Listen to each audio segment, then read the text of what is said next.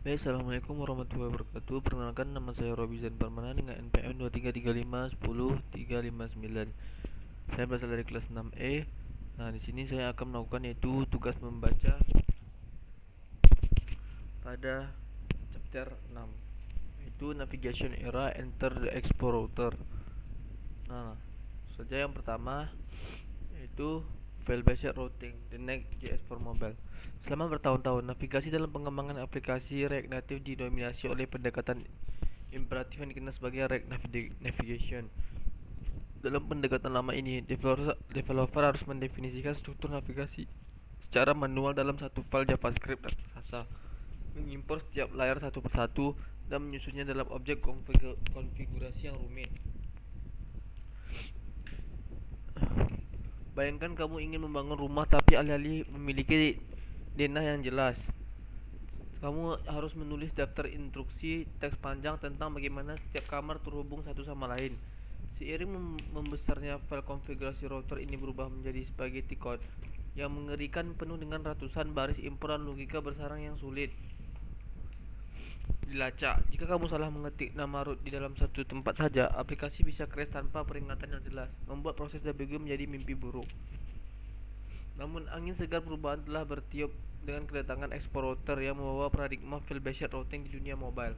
Konsep ini bukanlah hal yang baru bagi mereka yang pernah menyentuh pengembangan web modern dengan Next.js. Tetapi di dunia natif ini adalah revolusi. Idenya sangat sederhana namun brilian. Struktur folder dalam proyekmu adalah navigasi aplikasimu. Nah, kelebihan utama dari sistem ini adalah intuitive mapping atau pemetaan yang intuitif antara apa yang kamu lihat di struktur file dengan apa yang tampil di layar. Selain itu, Explorer membawa konsep universal link ke tingkat yang lebih tinggi, menjadikan setiap layar di aplikasimu memiliki alamat URL yang valid secara default. Kita lanjut yang kedua, yaitu The Stack Navigator History as a Cardex. Konsep navigasi paling fundamental dalam aplikasi mobile adalah Stack Navigator, yang bekerja persis seperti tumpukan kartu remi di atas meja. Jika kamu membuka aplikasi dan menekan sebuah tombol untuk pindah ke layar baru tersebut tidak menggantikan layar lama, melainkan ditekan di atas layar lama. Layar lama masih ada di sana, hidup di memori, menunggu di bawah tumpukan untuk dipanggil kembali. Ini berbeda dengan navigasi web tradisional di mana halaman baru biasanya menggantikan halaman lama sepenuhnya. Mekanisme tumpukan ini memberikan pengalaman pengguna yang natural, di mana pengguna merasa masuk lebih dalam ke dalam aplikasi dan bisa kembali ke permukaan kapan saja. Nah, namun manajemen memori pada Stack Navigator adalah pedang bermata dua yang harus diwaspadai oleh setiap developer. Jika kamu terus melakukan push layar baru tanpa melakukan pop, tumpukan kartu ini akan menjadi sangat tinggi hingga memakan habis RAM perangkat. Bayangkan pengguna yang masuk ke detail produk A, lalu klik produk B, lalu produk C, dan seterusnya hingga 50 kali. 50 layar tersebut akan menumpuk di memori. Oleh karena itu, kita harus bijak menggunakan metode navigasi. Gunakan push untuk masuk lebih dalam, tapi gunakan replay atau reset jika kita ingin mengganti konteks sepenuhnya. Nah, salah satu fitur visual yang paling memuaskan dari Stack Navigator adalah transition animation bawaan yang halus. Di iOS, layar baru meluncur dari kanan ke kiri, sementara layar lama bergeser sedikit dengan efek paralog dari bawah atau tengah. Animasi ini bukan sekedar hiasan, ia memberikan petunjuk spesial kepada otak pengguna tentang di mana posisi mereka berada dalam hierarki aplikasi. Oke, lanjut yang ketiga, yaitu tabs dan layout parallel universe. Jika Tab Navigator adalah tentang perjalanan linear maju mundur, maka tab Navigator adalah tentang berpindah antara dunia paralel yang setara. Bayangkan sebuah rumah dengan beberapa ruangan utama, ruang tamu, dapur, dan kamar tidur. Kamu tidak masuk ke dapur dari ruang tamu dan artian menumpuk ruangan. Bayangkan kamu berpindah lokasi. Dalam aplikasi, ini bisa dipresentasikan oleh menu bar di bagian bawah layar, seperti Instagram atau WhatsApp. Nah, disinilah konsep presiden layout di Explorer menjadi sangat vital melalui file sekti bernama layout.tsx. File ini bertindak sebagai bingkai foto yang tetap diam sementara foto dalamnya berganti-ganti. Ketika kita mendefinisikan navigasi tab di dalam layout.tsx, komponen navigasi tersebut hanya dibuat satu kali saat aplikasi pertama kali dibuka. Ya, lanjut di sini Explorer Router menyederhanakan pembuatan tabs ini dengan komponen tabs yang bekerja mirip dengan stack di dalam layout TSX. Kita mendefinisikan setiap tab dengan komponen tab screen. memberikan nama root, icon, dan tabel. Hebatnya, explorer secara otomatis memetakan nama file di folder tersebut ke slot tab yang tersedia. Oke, lanjut ke nomor 4 yaitu dynamic router dan slug the WIRCard. Dalam aplikasi nyata, kita jarang membuat halaman statis yang berdiri sendiri. Sebaliknya, kita membuat pola halaman yang diisi dengan data berbeda. Contohnya halaman profil pengguna. Tidak mungkin kita membuat file fisik untuk setiap juta pengguna, seperti user 1 test X, user 2 test X, dan seterusnya. Istilah dynamic router masuk sebagai penyelamat, memungkinkan kita membuat satu file cetakan yang bisa menangani berbagai variasi URL di explorer kita, menggunakan tanda kurung siku pada nama file atau folder untuk menandakan bahwa bagian tersebut adalah parameter dinamis, sering disebut sebagai slug. Jika kamu membuat file dengan nama itest dalam folder user, maka root ini akan cocok dengan URL apapun yang memiliki pola user 123, user abc atau user bambang string 123. abc atau bambang tersebut akan ditangkap sebagai parameter bernama id. Konsep ini mirip dengan variabel dalam aljabar, di mana SXS bisa berupa apa saja. Explorer secara cerdas mempressing URL tersebut dan menyediakan nilai parameter itu ke dalam komponen melalui hook khusus. Ini mengubah cara kita memandang file bukan lagi sekedar halaman statis, melainkan fungsi yang menerima input dari URL untuk menghasilkan output tampilan yang sesuai.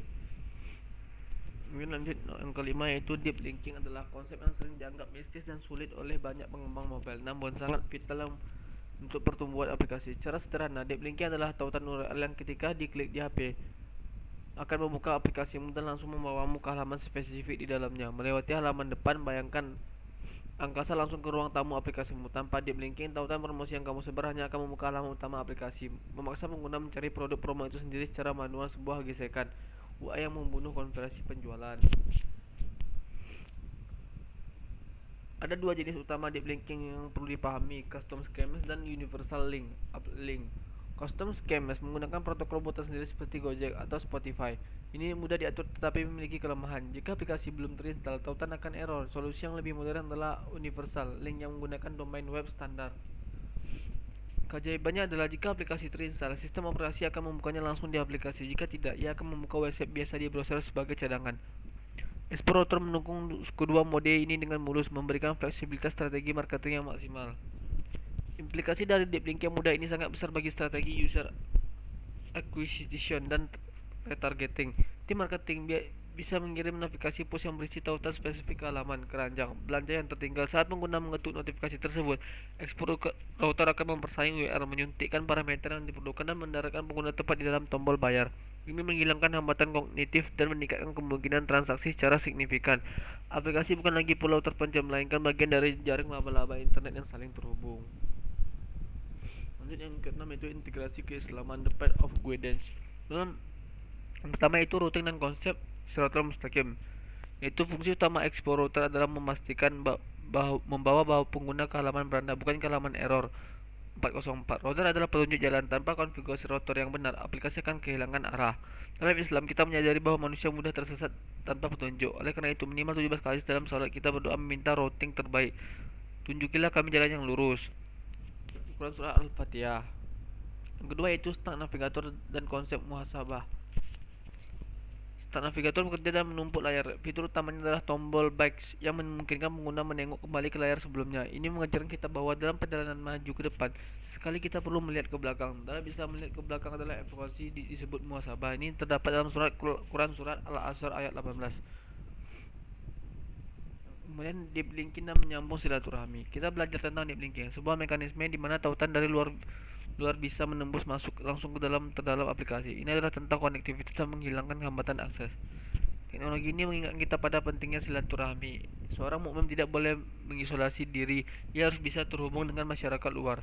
Ini terdapat dalam hadis riwayat Bukhari dan Muslim.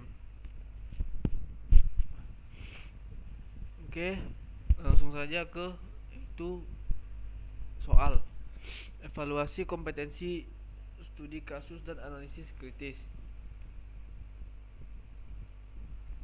Oke, dari soal pertama yaitu analisis filosofi file based routing dan jalan yang lurus. Nah, sini saya tadi sudah membacanya terlebih dahulu dan langsung saja saya jawab di sini, yaitu dari soal yang pertama itu yaitu analisis yang kita gunakan untuk menjawab soal nomor satu ini, yaitu peralihan dari konfigurasi manual ke file based routing base merupakan evolusi penting dalam struktur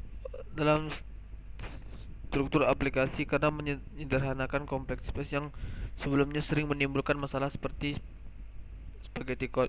Pada pendekatan lama, sebuah router ditulis dalam satu file, sehingga semakin banyak fitur semakin sulit dibaca, dipelihara, dan dipahami oleh developer. Hal ini meningkatkan risiko kesalahan, duplikasi, dan diinkonsistensi dalam navigasi aplikasi.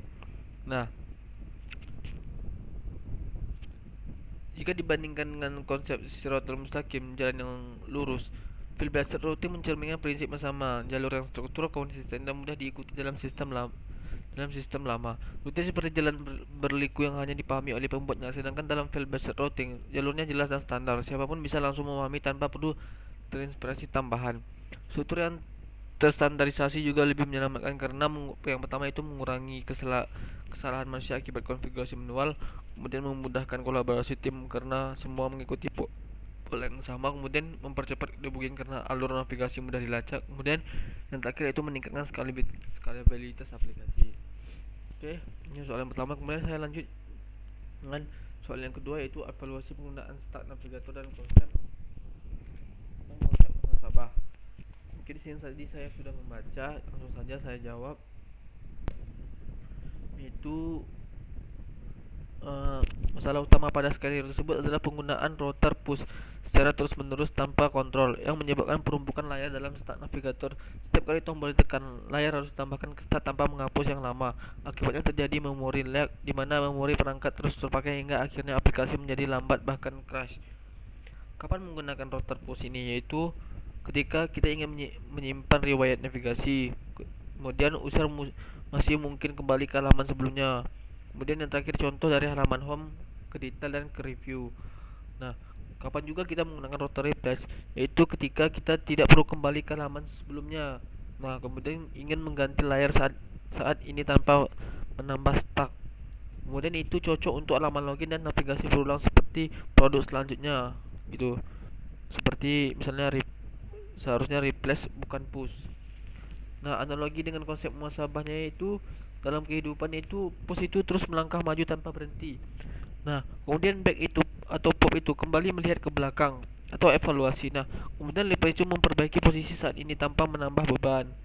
Sebaliknya, konsep muhasabah juga mengajarkan kita untuk sesekali kembali yaitu back, melihat apa yang sudah dilakukan, kemudian mengoreksi kesalahan tanpa harus menambah beban baru, kemudian menjaga keseimbangan antara maju dan evaluasi. Oke, lanjut ke soal nomor 3, yaitu kreasi struktur presiden, layout, dan sifat istiqomah. Nah, untuk membuat pemutar musik, rancangan struktur filenya itu untuk membuat pemutar musik tetap ada, tidak hilang saat pindah halaman gitu. Kita gunakan konsep persistent layout melalui file layout tsx. Nah, strukturnya itu ada aplikasi. Nah, dalam file aplikasi ini terdapat layout tsx, index tsx, koleksi tsx, dan detail tsx. Nah, kemudian di layout tsx itu, di TypeScript itu kita membuat import, export router, import musik, dan export default function layout return. Nah, pada posisi musik ini tetap di bawah.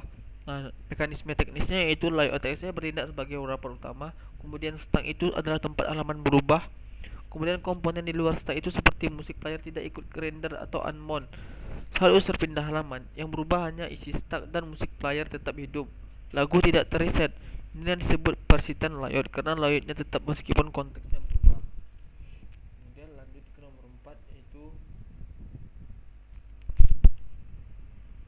analis dinamik router dan keadilan hukum. Nah, di sini kita akan membahas itu cara kerja dinamik router.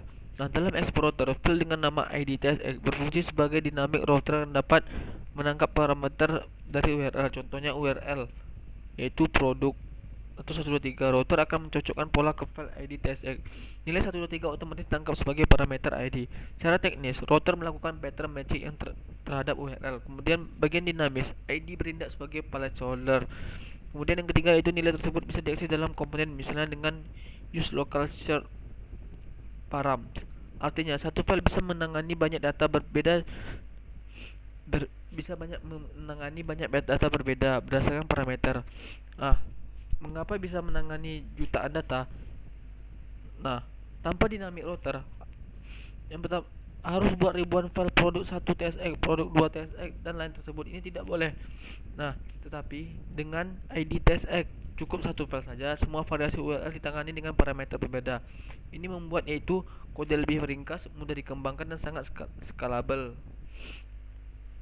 Nah, kemudian analogi dengan konsep satu aturan untuk banyak kasus, yaitu dalam konteks hukum Allah Subhanahu wa taala, yang pertama yaitu Allah tidak membuat hukum berbeda untuk tiap individu, tapi menciptakan satu hukum universal. Misalnya gravitasi sebab akibat dan lain-lain. Siapapun yang masuk dalam aturan itu akan terkena dampaknya. Nah, kemudian strategi implementasi deep linking.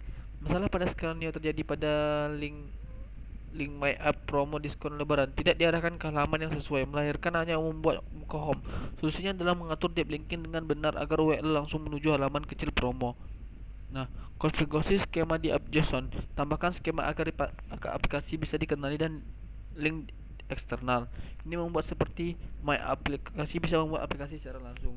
Kemudian yang kedua itu menyediakan router yang sesuai dengan path mapping. Gunakan dynamic route di export router, yaitu contoh URL promo diskon lebaran akan diarahkan ke file slug tsx. Diskon lebaran ditangkap sebagai parameter slug. Kemudian yang ketiga yaitu mengambil parameter di halaman. Kemudian yang keempat yaitu hasil yang diharapkan, yaitu klik link WhatsApp, aplikasi terbuka, langsung masuk ke dalam detail promo, tidak perlu cari manual, USL lebih baik. Nah, analoginya dengan konsep silaturahmi yaitu deep linking, jalan langsung menuju tujuan. Tanpa deep linking harus muter-muter dulu.